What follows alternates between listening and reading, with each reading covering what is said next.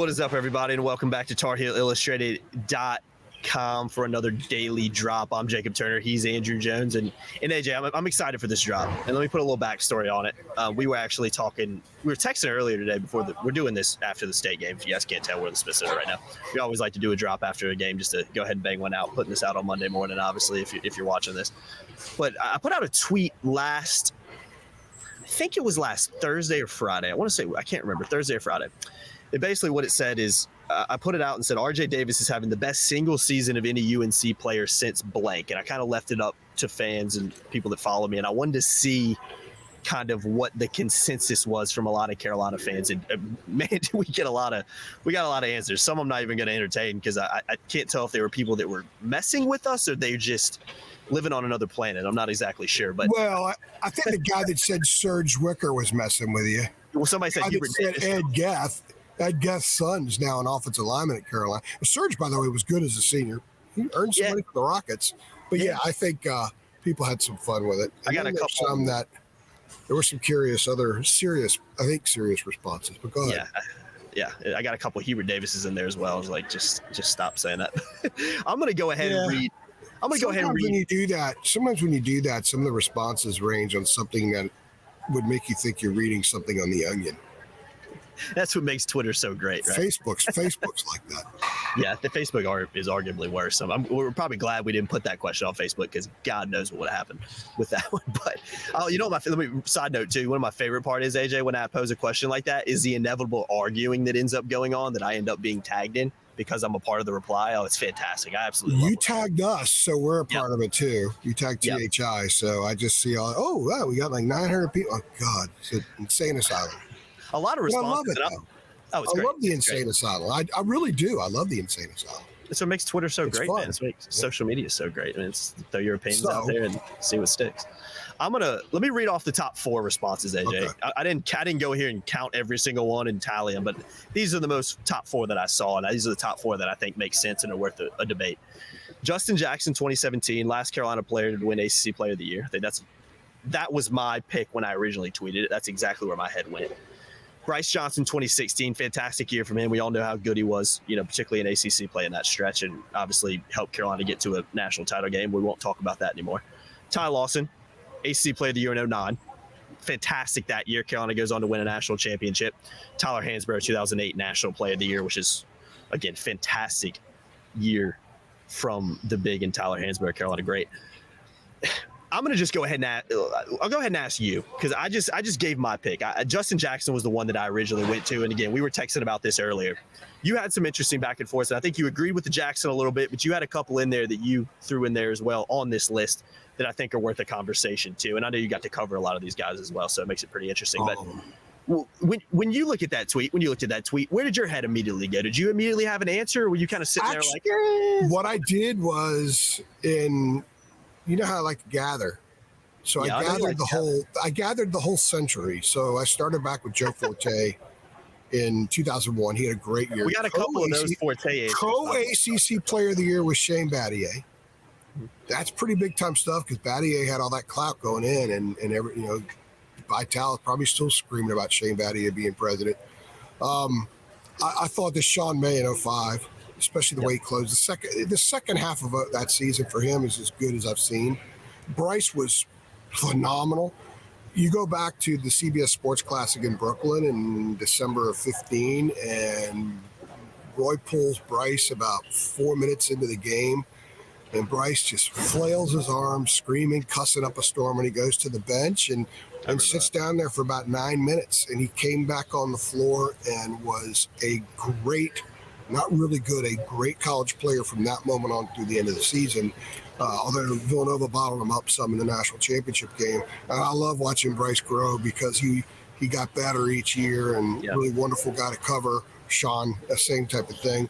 I guess, I don't know. There's something about what RJ's doing that is a little bit different, and I have to go back and look at the numbers because we're doing this right after the game, but he has a chance to put himself in a position statistically where I think he's the first player to score average 20 points a game, and and like 3.5 assists and like more than one steal, and there's a couple other rebounds because RJ's a pretty good rebounder, like 4.5 rebounds a game. He's going to be the first player in Carolina history to do something across the board, but it's got a lot of stuff going on. And I think the other thing about him that needs to be recognized is he's a much better rebounder. His rebounding numbers aren't that far off from Justin. It's certainly Justin's first 2 years. Roy kept harping on it. Got to get more rebounds. Got to get tougher. Roy was pushing him and pushing him and pushing him to be that guy. But also, as I noted Saturday after the game, RJ hadn't scored for most of the first half, but had 3 assists. You go up to UVA a week earlier, he didn't score in the first half, but he had a few assists. So he's impacting the game. He's getting steals. The play he made in transition over here, I think it was in the second half with NC State where he affected a fast break layup. He does so many things to help you win, as those other guys did. I don't want people to get sort of pigeonhole RJ in this discussion as just being a three-point shooter, because he's so much more than that. He obviously can get in the lane. I think people will recognize that. Great free throw shooter, although he's missed a free throw in 9 of the last 11 games. But there's so many things that he brings to the table that a lot of 6-foot guys don't always bring to the table. They're either, a great shooter and they don't do much else, or they're a great distributor and they don't shoot that well. RJ's doing everything at a very, very high level right now. And what's amazing to me is that he has this knack for hitting a shot. Mm-hmm. It's not just the massive flare-ups, the 36 against Wake, the 42 against Miami. Today Saturday, this is Saturday when we're doing this, but Saturday there were a couple times where he hit big shots and during that 26-6 run that were needed. So he gets them when he needs to get them. So I don't know. I have a hard time saying that this is the best season since somebody, because I think all of them have been great in so many different ways and were very important to those teams. I think Lawson in 2009, Tyler Hansbrough is the best player in Carolina history as a college player, the most accomplished and the best. He was incredible. The best player as a collegian. I'm not talking about the minute they left. I'm talking about simply from the day they arrived to the day they left. And he had damn good numbers as a senior in 2009, but he stepped aside and said, Ty, take us to the championship. And Ty was ACC Player of the Year. And what Ty Lawson did that year, and you go back to the national championship game, I think he had 8 steals in the first half against Michigan State. Just insane stuff. It's kind of hard to say that it goes past that point, like earlier in time. I think Forte was better in 2001. He was great in 2001, phenomenal.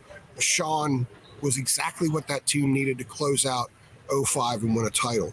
Lawson was exactly what that team needed. Justin was exactly what that team needed. Even though Joel was MOP, there was something about Justin that commanded so much interest and attention from opposing teams. And he was just sort of a get you that bucket in the lane, that 10-foot floater, hit that three every once in a while, get out in transition. He had that dunk after Kennedy's block against Gonzaga in the title game. So I'm going to say that they're all kind of uniquely special in their own way. And you're not wrong choosing any of them. And Bryce as well. Bryce was awesome that year. Let's see how this thing finishes. We have the advantage of knowing how it ended for all those other guys. Let's see how it ends for RJ, because if there's another 36er in there, and let's say it's next weekend, and there's 1 or 2 of those in the NCAA tournament, and they're standing there Monday night in Phoenix, it's going to change the discussion. As of this point, a few minutes after the 42-point game, it's hard to say that nobody's been better. But I think that each of those guys can make a fair argument. And I know that sounds really political, like a cop-out, but I don't do that stuff. No. I just think that it's the thing that I love most about the discussion that you put that tweet out is it allowed me to think back about all the things I enjoyed about watching those guys play and covering them all. They're all good dudes. Even Joe, when Joe was here, he was a really good dude. I know there were some issues, but I never had a problem with him. Although, that locker room in 2001, by the time you got to the ACC tournament, he was sort of on an island in there, so you knew some stuff was going on. But, but that's a different topic for a different day. He was still a great player. Yeah, no, it's an interesting. We got a lot of responses to it. I found it very interesting because there were, like I said, kind of 4 that I just listed that stood out. And let me real quickly. I don't know if you saw this from UNC men's basketball. They have, follow them on Twitter if you don't. It's run through Carolina, and they put a UNC MBB stats. They put out great stats. RJ Davis against State. He tallied his 400th career assist, becoming the first player in Carolina history to compile 1,800 points, 200 3-pointers, 500 rebounds, and 400 assists in a career. So again, I mean, it shows how good he's been in his career. I know we're not talking about career here. We're talking about single season, but I thought that happening against State just, again, solidified for me not only how good he's been this year, but how good, he's been throughout his 4-year career at North Carolina. Like I said, I'm going with Justin Jackson, AJ. That's my answer, but you do make a great point that let's see what happens down this stretch, and then maybe we'll ask the question again. Because AJ, if he leads them to a national title, then it's almost a different question in that respect because of what he ends up accomplishing and what he probably ends up. I mean, I know he can come back, but I would expect if he wins a national championship, he probably leaves like most players do.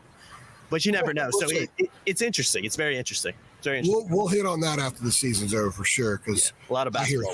I hear things. So anyway, I don't want to go there. I don't want people to take this and then run with it instead of what we're talking about. Those numbers you read, we're both courtside. Look on the court. Where on this court can RJ not beat you? Not positively, not significantly affect the game. Everywhere. Yeah. Okay. Some of those guys, not always everywhere. And I'm not saying that's any less. It's just that in this day and age, when the game is more open, it's a little bit more ball dominant with scorers than it was even 15 years ago. It's a little bit different game in college basketball. He's got a chance to be the guy on that list, be at the front of that list because of what they have coming forward. They've got minimum 4 games left and at most 11 games left. If they have 11 games left, it's because he plays off the charts. Oh, of course. If they have 11 games left and they're happy after the 11th game, then RJ may end up being the guy. Yeah. He's really good, man. It's funny, and this is what I really appreciate about him because I remember I was thinking the other night we were talking to him after the 42-point game. He wasn't talking like a dude that just scored 42. No. He's talking about the game. I had a couple of bad passes there because I asked him about the entry pass problem in that game. And he immediately I need to do a better job in some of those leads. And a couple of them were his. And that was what he went to. Here's a guy just scored 42. He told us on Friday when we talked to him here at the Smith Center that it took him a couple days to really get a grasp on what he did. And it wasn't just 42, but never been done here in this building. Yeah.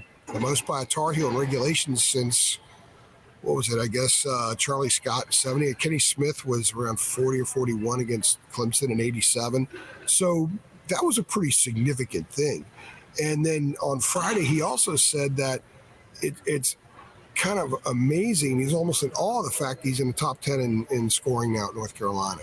Yeah. So the thing I really think is neat about him is he knows these things, but he's not over-focused on them.